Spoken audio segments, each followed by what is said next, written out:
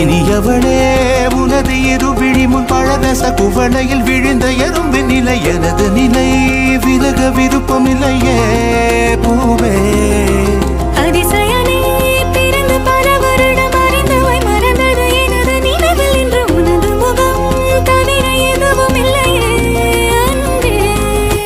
வேறாரும் வாழாத பெருவாழ்விது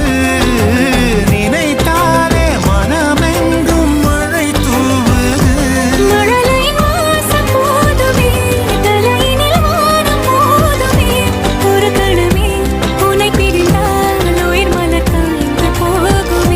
நீதானே